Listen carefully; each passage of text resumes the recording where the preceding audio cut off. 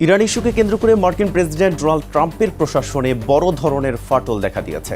চলমান Iran Israel যুদ্ধে যুক্তরাষ্ট্রের সংশ্লিষ্টতার প্রতিবাদ জানিয়ে ন্যাশনাল কাউন্টার টেররিজম সেন্টারের পরিচালক জোসেফ কেন্ট তার পদ থেকে পদত্যাগ করেছেন। সামাজিক যোগাযোগ মাধ্যমে ট্রাম্পকে লেখা এক চিঠিতে কেন্ট উল্লেখ করেন, ইরান যুক্তরাষ্ট্রের জন্য কোনো সরাসরি বা তাৎক্ষণিক হুমকি ছিল না, বরং ইসরায়েল ও তাদের শক্তিশালী লবির চাপে যুক্তরাষ্ট্রকে এই যুদ্ধে জড়িয়ে দেওয়া হয়েছে। তিনি একে ইরাক যুদ্ধের মতো একটি ভয়াবহ ভুল ও ফাঁদ হিসেবে অভিহিত করেছেন। কেন্টের মতে, ভুল তথ্যের উপর ভিত্তি করে ট্রাম্পের আমেরিকা ফার্স্ট নীতিকে দুর্বল করা হয়েছে এবং দেশকে একটি অন্তহীন যুদ্ধের দিকে ঠেলে দেওয়া হয়েছে।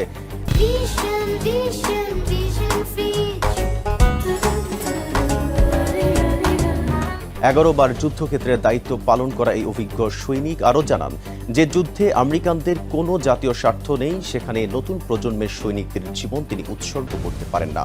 তিনি ট্রাম্পকে এই আত্মঘাতী পথ থেকে ফিরে আসার এবং জাতির কল্যাণের সাহসী সিদ্ধান্ত নেওয়ার আহ্বান জানিয়েছেন।